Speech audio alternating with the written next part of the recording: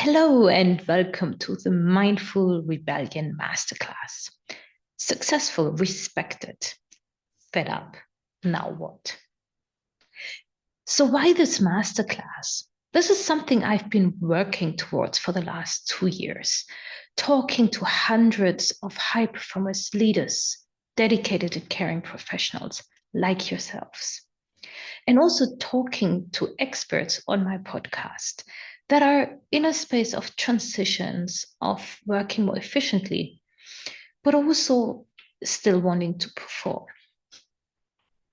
So this really brought all of this together. And of course, it also includes my own story, and I'll be sharing some of this. So I prepared a few slides for you that I'll talk you through. It should be like a 20-30 minutes input to give you a few ideas of how you could keep your ambitions, keep on doing the great work, but lose a bit of that exhaustion and step out of that hamster wheel. So let me share my screen.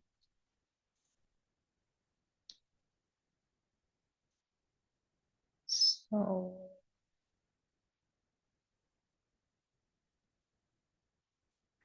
let's see how that goes. Wonderful. So you should still see me and then the screen in the corner. I hope it's big enough. Let me put presentation mode. Fantastic. Here we go. So indeed, welcome to this masterclass. To get started and to warm up a little bit, I invite you to take part in the pattern bingo.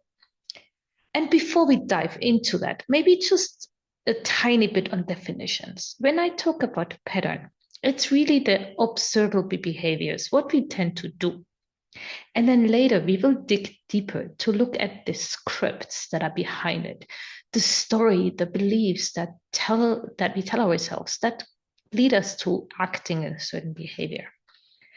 So to get started, I let you pause this video. Look at those patterns and tick for yourself, honestly, what have you done in the last, let's say, 2 to 3 months? Tick all those boxes and then take a number of how many of you actually hit. And let's see, maybe we even have a bingo here. So let me quickly read them out for you. And you can always start thinking or start ticking or counting. Said yes when you wanted to say no. Solved the problem that wasn't mine to solve. Worked while sick. Delayed a decision because I needed more certainty. Stayed quiet when I disagreed. Felt responsible for everyone's experience. Checked my emails before getting out of bed. Felt busy and bored at the same time. Thought, if I don't do it, nobody else will. So pause the video now and tick and start reflecting how often you do these behaviors. So welcome back. So I'm a people pleaser. I'm the reliable one. So I'm guilty of all of those behaviors. And on some of those, I worked on for many years. I have 2 patterns. One, if you want, they are kind of sub patterns of a people pleaser, a bit more specific ones. So one is what I call the grade A student. I figured out at some point in high school how to get really good grades. And the good grades get me a lot of attention with my parents. So because I can do it, I do it. And I called it the grade A student. And years ago, I chose that in most cases, getting a grade B is absolutely sufficient. So I use that as a guiding sign for me to not go for full perfectionism when it was necessary. Then there's another pattern that I am doing as a high achiever, ambitious, high performer. And that has to do about always being the reliable one, feeling ownership and wanting to sort out things and helping others. And that one ran much deeper, and I'll share more about that later. Just also to state that these patterns or these scripts, even, they're not good or bad. And anyway, many of them, they're shaped so early in our lives that we probably won't be able to change them just like this. But it all starts with being aware of them and be more intentional about them when to use them. And also those patterns also make us as successful as we are. If I wasn't a grade A student or have this energy to use, I wouldn't have achieved half of the things I achieved in my career. So just be mindful of this and don't put a judgment to it. At this point, we're just about raising awareness. So let's raise some more awareness. So this is about being successful and yet being fed up. So let me share a little bit of statistic with you. And maybe for yourself, raise a hand to yourself or just look into this. So who of you are tired and rather burned out or feeling like you're heading towards burnout? And if you are, you're not alone. 56% of leaders reported burnout in 2024. With all the hustle, the hamster wheel, the pressure, the restructuring, the layoffs, the tough job market, I mean, this is stressful. So many of us are suffering of that. But there's another term that is a little bit less known. And I started hearing that in conversations with people I work with, people I coach, and also just people I have conversations with. Many high achievers, they're actually bored. They're doing the same bureaucratic stuff, the same false emergency. They stopped learning something new. They're great at what they're doing, and of course, they're valuable to their employers exactly for that reason, but they're not really growing anymore. They've done too much of the same thing.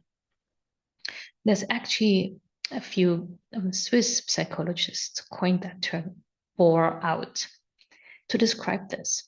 So you're not burnout, you're bored out.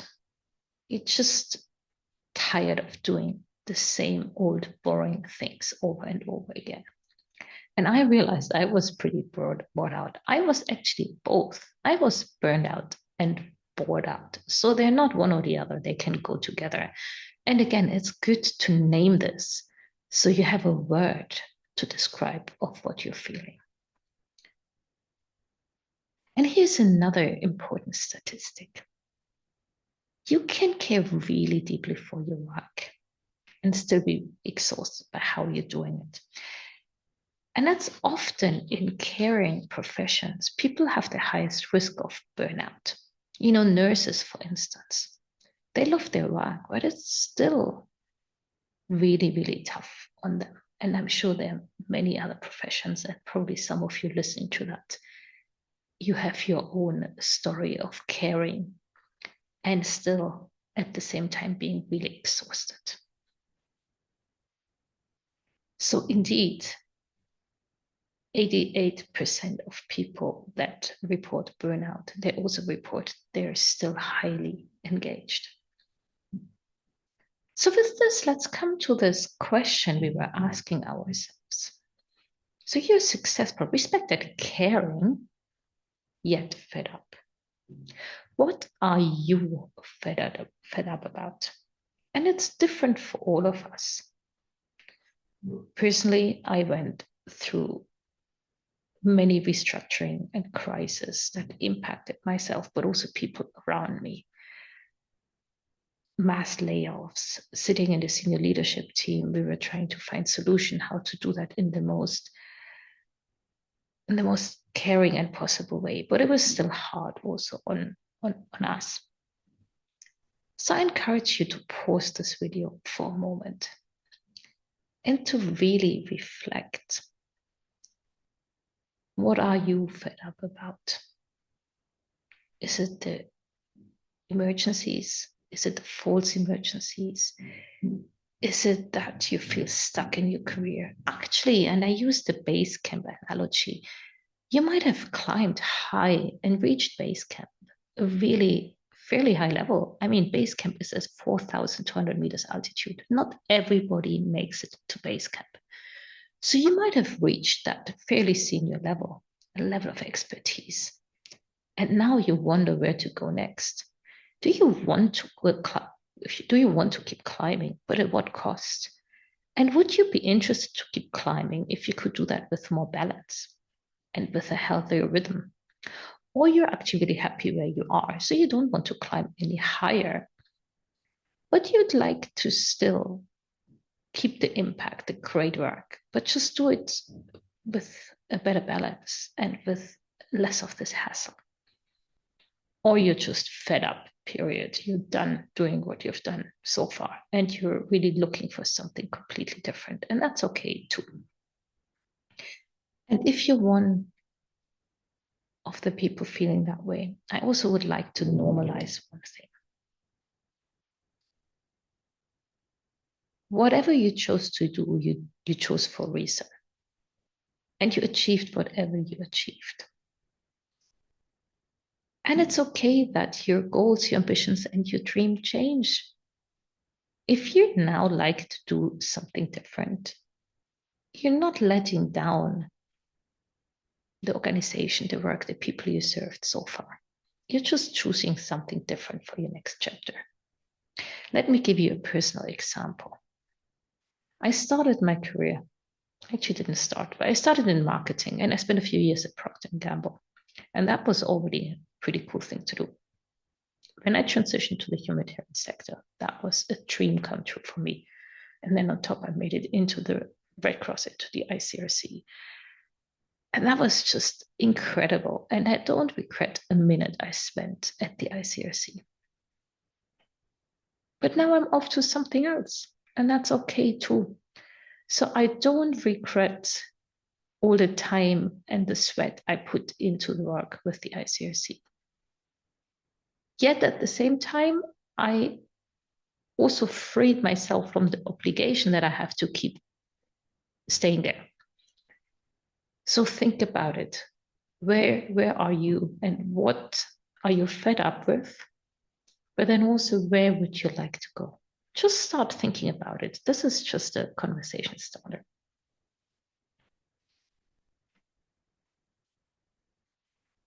So I already started talking a little bit about my story, and I'd like to give you a little bit more background. And the way I grouped it here is in really 3 big steps. But obviously, my life didn't start by my corporate career. I studied in Germany, in 3 countries, actually. I did an Erasmus in Sweden, and I studied in Spain. I then traveled the world the first time after graduating, and I started working in marketing in a medium-sized German company that belonged to Wella, like a shampoo company. And then that company was bought by Procter & Gamble, and it became apparent that we have to move to Geneva. So at that point, I quit because I had a dream. I wanted to travel for a full year. So I organized myself in a way that I could travel for a whole year. I had saved up for that for years. So when people started moving to Geneva, I moved around the world, and I ended up in Geneva as well. I'm often joking that I just took a very long detour. So I worked a couple of years with Procter & Gamble in Geneva.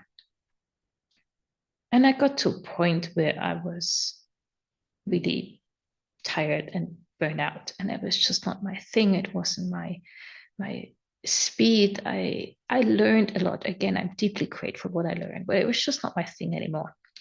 So I stopped and I went back to university to do an MBA in International Organizations Management. So the first career transition all in took me 2 years and included almost a year of volunteering with UNICEF.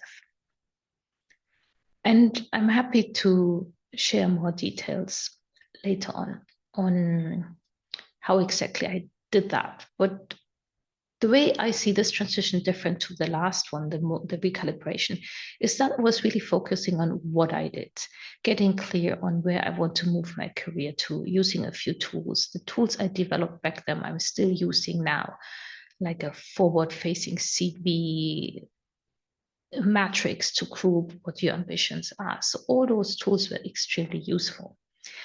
And also how I did it. I started doing small steps and small experience. For instance, I was hanging out more with my friends that were already working for the UN or other organizations. So I put my foot into the water and explored a little bit, and then moved step by step towards this new world. And between my P&G paid job and my paid job at the ICRC, it was 2 years in total. I'm not saying your story needs to take so long, but remember, I also went back to university. I went actually on a sabbatical with Procter & Gamble. And that's maybe one concept I'd also like to mention at this point. It's a really interesting concept by itself, and it's mini retirements. It's an idea that was shared by Tim Ferriss in his book, The 4-Hour Workweek. And the whole idea is that maybe you don't need to make such a big change. Maybe you don't need to change sectors or get out of the job you like. But sometimes what is really useful is just taking a break and doing something completely different. I had a few of those mini retirements. I traveled around the world twice, first time for 3 months, then for a whole year. I also see my MBA as a mini retirement career break because it was just complete intellectual stimulation, a new world. It was wonderful. So think about that. Are there any mini retirements you might want to do? Then I joined the ICRC in 2013, and I've been there for over a decade. And within the ICRC, I also moved around. I was stuck in a corner in resource mobilization, coming with a private sector background where it was supposedly impossible to move within the ICRC. And yet I moved. I moved into the Director General's office to accelerate the work on partnerships, which was the piece that I was passionate about coming into the ICRC. And I ended up sitting in a senior leadership team on partnerships, guiding the efforts on institutional level. And again, how did I do that? Through little steps and to be proactive. None of this was just given to me by my manager. I carved my path myself. And then comes the next recalibration. End of 2023. After a whole year of post-COVID stress, restructuring, financial crisis, all of these things happening in the environment, I had a second burnout. The first burnout I had before I changed, I moved out of Procter & Gamble. And not only that, just when I was acknowledging to myself that I was burned out, I also was diagnosed with a very serious health challenge. So I was forced to really pause, to stop. I was on an extended sick leave. I had almost a year to pause, reflect, read many books. During that year, I got into mindfulness for stress reduction, and also mindfulness and flow principles for more efficient work and more work in flow. I did all sorts of therapies and tools. I read tons of books. It was a really tough year, but it was also a really enlightening year. And then coming back, I took a few radical changes in my life. First of all, I stepped down at the ICRC and moved into a direction that was more aligned with where I wanted to head. So I came back as a career strategy advisor working on career paths. Also, I integrated some of the tools I learned into my life permanently. Mindfulness for stress reduction and for performance. Changed my nutrition. Just I really looked more after my body because I had ignored all those signals for too long. So this is my story in a nutshell, and how the second transition was different, and that's why I call it a recalibration, is that I was looking much more into the how I show up. Because what I realized, so here's the second script I found. So my second pattern was this whole reliable one. And I noticed that I was very dependent on external validation. Because I had colleagues with me, next to me in the senior leadership team, going through the same crisis, the same pressure, actually arguably even more pressure and crisis, because they were leading the resource mobilization team or the communication team, where really all the pressure was fully on them. And they coped so much better, or at least to me, it seemed like they coped so much better, because they had clearer boundaries. They had this capacity to not take everything so personal. I didn't. So after the second burnout, I got really curious. And I started digging much deeper, because I started seeing parallels. And quite quickly, it became apparent for me that it had to do with my relationship with my direct manager, and me over pleasing, always being to be the reliable one, sorting things out, wanting to be seen that I take care of everything. And it was also very apparent to me that this has nothing to do with my dad, because that's a classical thing. You have a pattern that doesn't work, it's your dad or your mom or your family. I tracked it down to a moment that happened in my youth in my horse riding stable. It had to do with a moment where I felt really unfairly treated. And ever since, I took on that script that when something goes wrong, I have to sort it out and I have to be the reliable one. So even coming to that script and that pattern, it doesn't mean I don't act on that script anymore. I do. But I'm much more conscious about it and I catch myself more often. And then I can choose if that's actually useful to go the extra mile or when to stop earlier.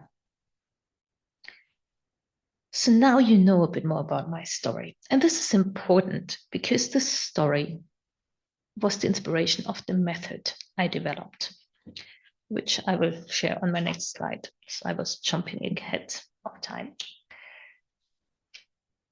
Because I also wanted to say a few words about those scripts and those stories, because many of them are formed by the age of 6. And they run unconsciously, unnoticedly. So it might be the reliable one, the good student, the high performer, the people pleaser, you name it, you have your own scripts. And because they're formed so early, we cannot quickly get rid of them. Maybe we cannot get rid of them at all. And certainly this would require years of psychotherapy, deep work. But what we can do is to be more aware of them and choose more intentionally when to use them or catch them earlier when they appear. And one way to get a first idea what your script might be is this question. Think about, what is your first childhood memory you remember? Pause this video, give it a thought. Chances are whatever you remember will have led you to how you show up as an adult, some patterns you use. Personally, I try to do this. I have a few early memories. I don't know or think that is the earliest. But I came to a few moments later in teenage years where those scripts already played out. The good student, the reliable one. So have a thought. You might already have some first hints of what your scripts are.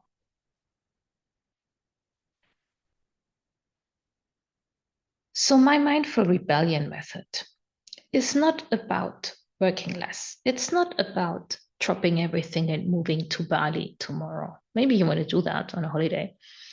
It's really about working differently, first and foremost. And then you might still come later to a point where you think you also might want to change something in your career. But the starting point is really to start working differently. Because when manage to trigger a state of flow consciously, efficiency is 5 times up. So we want to move more into the sweet spot between burnout and blowout. That's where flow sits. And flow is inspired by the work of around flow. There's books on this and there's literature on this. And standard time management tools, like don't multitask, the obvious ones. So if you combine those and you add in a little bit of mindfulness and meditation, you don't need to be Buddha and sit there and meditate. It can be as simple as taking a conscious break and doing some breathing exercises. Basically, whatever your tool is, you need a tool to calm down your mind. So when you have a few of those in place, then you can enter a state of flow more consciously. So let me tell you a little bit more about the mindful rebellion method. Yes, flow is part of it, but it's not it. There are 5 steps to it. And I call it a mindful rebellion because I really believe all of us need a bit of rebel energy. Because when we embrace our rebel energy, we will set better boundaries, have clear non-negotiables, so we'll be more fulfilled and hopefully also more efficient. And also when our teams embrace their rebel energy, they are more fulfilled and they speak up more. So we'll hear more good ideas. So when we embrace our rebel energy, everybody wins. That leads to more employee engagement, more better innovation, and more retention. So if you're a leader and you're worried that if your team starts embracing their rebel energy, don't. If managed well, everybody wins. So let me say a few words about my mindful rebellion method. It consists of 5 steps. The first step is to reset your compass, to get really clear on where you're at now and what do you want. This might sound really simple and obvious, and yet that's not easy. And most people don't have the time to even think about it because you're so busy running in the hamster wheel. So sitting down and really thinking, where do I want to be in the next 5 years, in the next 10 years, in the next 20 years? I had a wonderful guest on my podcast who focuses on C-suite teams and on midlife. And he even encouraged me to think about how I want to be at 100 years and then to back engineer. So that's where it all starts. We need to do an honest baseline where we're at, what's working, what's not working, and then reset our North Star. Where do we want to head? If we don't do that, we're just drifting. There's a Seneca quote that if you don't know where you're going, there are no favorable winds. Then the second step is a bit of the work I presented now, this whole idea of finding the script. And I call it break the script. I just want to acknowledge again that that really depends on the type of script. Some of our behaviors we can break and replace with more constructive behaviors. Others run so deep that we will not be able to break them. But we can recognize them and we can choose more intentionally how we use them. And in general, to question a bit more the rules you're giving. And again, this is of course different depending on your culture, your organizational context. But often there are things that are done this way here that can be challenged a little bit. And then as the third step, once you know what your rules are, what your non-negotiables are, what your North Star is, once you know where you want to head, then you can set some new rules. And what I mean by new rules, it could be clearer intentions, it could be a way of showing up. So again, let me give you a very quick example. This is again me being a people pleaser, having embraced my rebel energy. So last year, I had 2 mottos of the year. One comes from a German expression, the other one from French. The one was je m'en fiche. And I learned that from my 8-year-old. It's basically, I don't give a damn, or something around those lines, which was basically just helping me to not overcare all the time. The other one is in German, es darf leicht sein, which basically means it's okay. It can be light, it can be easy, it can be effortless. Because often we live with this belief that to do great work and to get things done, it has to be really hard. But maybe it hasn't. So those two mottos served me really well. And then also there were some more practical rules, like clearer boundaries of meetings I would show up, I wouldn't show up, working hours, not working at the weekends, not looking at my phone before 9 and after 9 p.m. I mean, on that one, I'm still struggling, but at least I have the intention. So you get the idea. You can define your new rules in your work and your private life. And then start with small experiments, because often a change looks too big to even start, or we have fears. We'll get back to the fears in a second, or we're scared about something. And the best way to get over that fear is to just do it. Just do something small. Just say no once in a meeting where you wanted to say yes and see what happens. And maybe nothing happens. And then you try again and you build over time. So that's one key step. And then the fifth step is to integrate, to make it the new normal, to build habits, to really make it a routine and make it part of how you operate. So that's it. That's the method. And with that method, we can start working on how we show up.